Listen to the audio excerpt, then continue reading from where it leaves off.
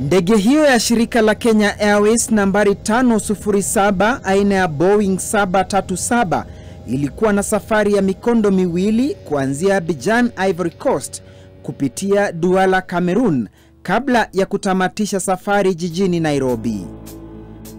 Idadi kubwa ya abiria walikuwa wale ambao wangelitua Nairobi na kisha kuabiri ndege nyingine kuendelea na safari zao. Wakenya walikuwa 9, 6 wakiwa ni wafanyikazi wa ndege hiyo. Safari ya ndege hiyo KQ507 iling'oa nanga jioni ya Ijumaa tarehe 4 Mei mwaka 2007 ilipopaa kutoka uwanja wa ndege wa Abidjan saa 12:30 jioni ikiwa na abiria 55.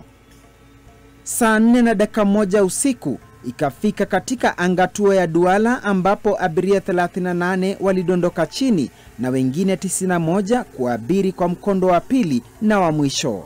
Safari ambayo ingelianza saa 5 usiku. Hata hivyo kulitokea mushkil. Hali ya anga ilikuwa mbovu zaidi. Mvua kubwa ilikuwa inanyesha mjini Douala usiku huo, ikiandamana na radi za karibu kwa kila dakika na kufanya vigumu kwa ndege kutua au kupaa. Ilibidi ndege hiyo icheleweshwe kuondoka. Hali iliathiri ratiba ya ndege nyingine 2 za shirika la ndege la Cameroon na pia shirika la ndege la Morocco. Marubani walishauriwa kusubiri hali ya anga iimarike.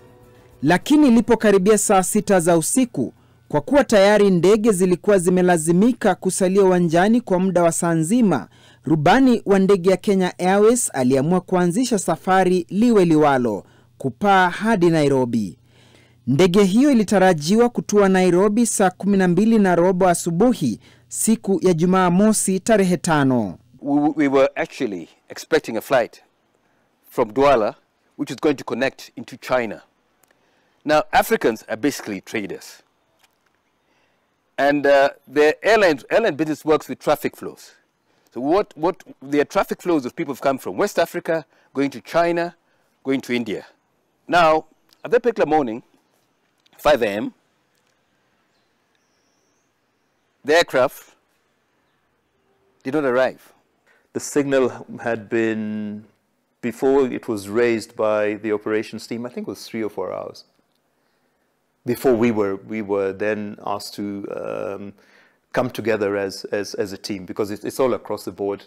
Usimamizi wa shirika la Kenya Airways ulikusanyika kwa kikao cha dharura kuangazia janga lililokuwa limejiri alfajiri hiyo.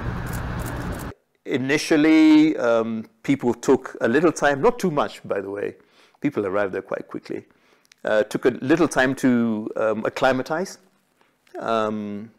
digest the news. Then the process of communicating with the people in Douala started. And Douala is not exactly the same as Nairobi in terms of the communication. Tangazo la kwanza rasmi kwa umma lilifanywa na aliyekuwa afisa mkuu mtendaji Titus Naikuni. The last message from the aircraft was received by the control tower in Douala immediately after takeoff.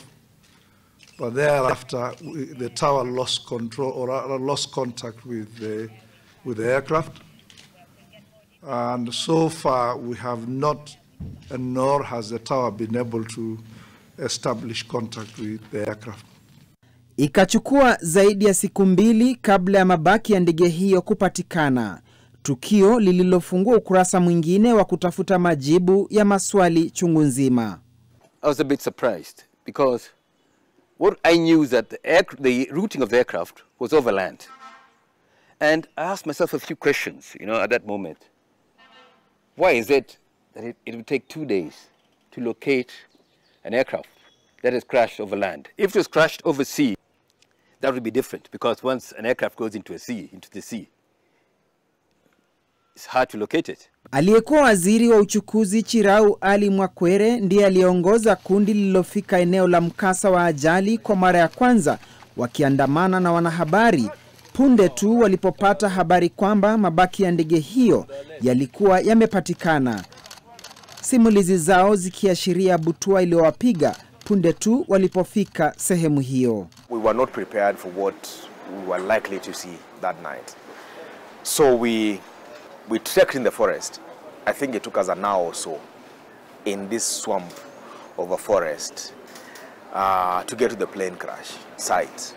And shock of shocks that we didn't even know where we were going. We were relying on locals who were speaking French. They didn't speak Swahili, they didn't speak English. And so we were relying on people we could not even communicate with. And then we were relying on our cell phones to light the path for us into the forest. So we walked to a point where our phones, we ran out of battery. And so we held on to each other's backs as we went through this thick forest. And finally, we were met by a very strong stench of jet fuel and decomposing bodies. Then we realized we have gotten to the crash site. It's a very sad sight, horrific. This is a catastrophe. Nchi ya Cameroon ndiyo iliathiriwa sana, kwani raia wake 37 waliangamia katika ajali hiyo, ikifuatiwa na India kuwapoteza watu 15. Wakenya 9 waliangamia, abiria wakiwa ni 3, kisha 6 walikuwa wafanyikazi wa KQ. Waathiriwa wote 114 waliangamia, walitoka mataifa 26. Eneo la Afrika Magharibi ndilo lililokuwa na idadi kubwa ya waliokufa katika ajali hiyo, wengi wakiwa wafanyi biashara. And here my aircraft has gone down. They are friends of mine on board, and they're giving us big business. Some of those businessmen would actually carry as much as $100,000 on board, had cash to go and buy mobile phones in China. So they'd be moving up and down, up and down.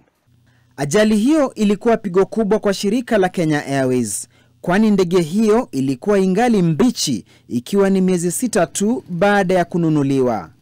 Baada ya ndege hiyo kupaa, ndege zingine 2 zilifuata na kusafiri salama wa salmin. Hali iliyolazimu uchunguzi kufanywa na mamlaka ya safari za ndege Cameroon. Ripoti iliyowasilishwa tarehe 28 mwezi Aprili mwaka 2010. Kwenye uchunguzi huo ilibainika kwamba mwenye kuelekeza safari za ndege uwanja wa Douala hakuipa ndege hiyo utabiri wa punde wa hali ya anga kabla iondoke. Yamkini rubani wa Kenya Airways alipaa angani bila kupewa idhini ya kuondoka na mwelekezi wa ndege. Ripoti hiyo pia inasimulia mgogoro baina ya rubani na msaidizi wake, dondoo zilizopelekea uamuzi kuafikiwa kwamba ajali hiyo haikusababishwa na hitilafu za mitambo, na hivyo basi kukata kauli kwamba ni makosa ya rubani yaliyozaa janga hilo. Uchunguzi wa kina kumhusu rubani uking'amua kwamba alikuwa na dosari nyingi katika utendakazi wake. Ni kutokana na mgogoro baina ya marubani hao ambapo rubani msaidizi alikosa kumkosoa rubani wakati mwingi. Uchunguzi ulibainisha kwamba huenda rubani msaidizi aliweka fikira zake zote kujaribu namna ya kukwepa dhoruba kali usiku huo, ndiposa hakubonyeza kidude cha kuruhusu teknolojia ya kujiendesha, yani autopilot, ili iendeshe na kuongoza ndege hiyo. Ilhali kwa upande wake, rubani naye aliacha kuithibiti ndege akidhani kwamba kidude kilibonyezwa. Hivyo basi hakuna aliyekuwa na ithibiti na kuiongoza ndege hiyo, si rubani, si teknolojia. KQ507 ilikuwa inajiendesha yenyewe, na hakuna aliyekuwa anaangalia mitambo, kwani iwapo kungelikuwa, basi angeling'amua kwamba ndege ilikuwa kwenye mkondo wa moja kwa moja, yani direct flying mode, na sio autopilot. Sekunde 16 baada ya sauti ya ilani kukirima, ndege ilizidi kupinda kihatari upande wa kulia na hatimaye kudondoka kutoka mawinguni na kuanguka kwenye chemichemi ya Mbangapongo ndani ya msitu. Ili kubaini kiini cha mgogoro baina ya rubani aliyekuwa na umri wa miaka 52 na msaidizi wake aliyekuwa mwenye umri wa miaka 23, jopo la uchunguzi lilizamia kifaa cha kunakili mawasiliano katika chumba cha marubani, yani cockpit voice recorder, katika mkumbo wa kwanza wa safari hiyo kutoka Abidjan hadi Douala, na wakabainisha ni kwa nini rubani msaidizi alikuwa amekimya kwa muda mrefu baada ya rubani kumfokea. Rubani alisikika akimzomea msaidizi wake na kumsuta vikali, na hata kumweleza aache kuwa mpumbavu na aandike chini maagizo iwapo hawezi kukumbuka.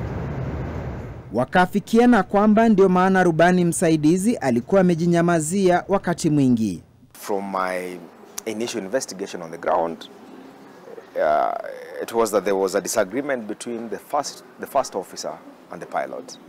And when I spoke to an air controller, an air traffic controller down in Cameroon, they told us in private that there was some argument between them and this pilot because he had a birthday to attend in Nairobi, I think the following day. But he was advised that you can't take off because there's a storm, but he insisted I need to take off. So was it a pilot error? From my initial investigation and my initial report, yes, it was a pilot error. But I think years later, I think something came out of it. And yes, the character of the pilot, whose remains I hear have never been found up until now, even the remains of the first officer, was that the pilot was a man who had taken shortcuts in his career. And he was a man who would not get along with his first officer. So maybe that's what led to the crash in Cameroon. Kenya Airways ilisafirisha hadi Douala jamaa za wale wote walioangamia katika mkasa huo ili kusaidia katika kuvitambua vipande vya miili 58 iliyopatikana, kwani kwa waathiriwa 56 eneo la mkasa lilitoa jawabu chungu kwao. Walikuwa wamefika huko na matumaini ya kupata miili ya familia zao, lakini hali haikuwa hivyo, kwani hawakupata chochote cha kutambua, chochote cha kusafirisha nyumbani, wala chochote cha kuzika. Huko ni mbali sana, mbali. Usikaribia. Usikaribia.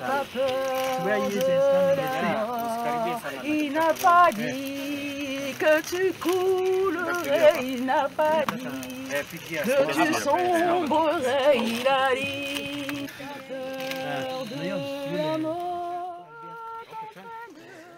That is something it's difficult to describe. In fact, let me not even go far from home. Even the captain's family, there was no body. The cockpit, there were many with no remains. The emotions, the tension, it was not easy. It's something I can't describe, 5 months of quietness, then there are no remains. I can't describe it. There was no closure. Do you know, without a body, it's very difficult to tell anybody anything. I'll never forget the wife of the captain and his children. There were no remains of their dad. I can't describe it. I can't describe it. I remember this young lady who had a family member who had traveled, was one of the people at the crash site. And now they started picking pieces, and they'll find some hair in some corner, and then they'll scoop the entire earth of that area and put it in a body bag. They'll find a leg somewhere there, and then they'll scoop that area with the pieces of meat that were once belonging to a human being and put them in a body bag. And then they started cutting them away. And I think we were there for around 2 or 3 days seeing this exercise taking place. And it wasn't very easy for family members. It wasn't even very easy for us as journalists. What touched me were the children. They needed closure. And I could see them go into the swamp, pick the mud, cry into tears, dropping into the water. There was so much emotions. And standing there, some had so much, I don't know what to use, resentment to KQ. And here I am. The emotions of this thing, the reality of the event, I can't describe it. What happened in Bangapungo. You could feel the spirit there. You could feel it. You could feel it. It's still in my mind till today. We spent hours there as the people cried. I really cannot describe it. Kutokana na kuangazia mkasa huo kwa zaidi ya siku 10 hivi, wanahabari pia waliathirika na kulazimu baadhi yao wapate ushauri na saha. The fact that we are flying and using the same flight path that night and flying at the same time when Kenya Airways 507 left and flying during a night when it had rained so much and replaying all these pictures and understanding that KQ went down at night when there was a storm, it was the most trying moment for me. It really affected me. And then coming across these dead bodies, coming across these remains of what was once human beings, it was the most trying moment for me. Yes, when we came back, later I was joined by Sarah Kimani. So Nation Media Group organized a counselor for me because I think even these family members we left down in Cameroon were going through some counseling those 14 days. But I was there as a journalist, minding my own business. When I landed here, I realized I also needed some counseling. Serikali ya Kamerun ilikasirishwa na upande wa Kenya baada ya kukosa kurudi nchini humo kwa muda wa miezi 5 baada ya ajali kutokea, na ilikuwa imekataa kutoa kibali cha shughuli ya kusafirisha mabaki ya maiti kutoka himaya yao. Dan Okwiri aliyekuwa meneja wa kusimamia mizigo huko Kenya Airways ndiye aliyetumwa mjini Douala kwenda kukwamua mambo, lakini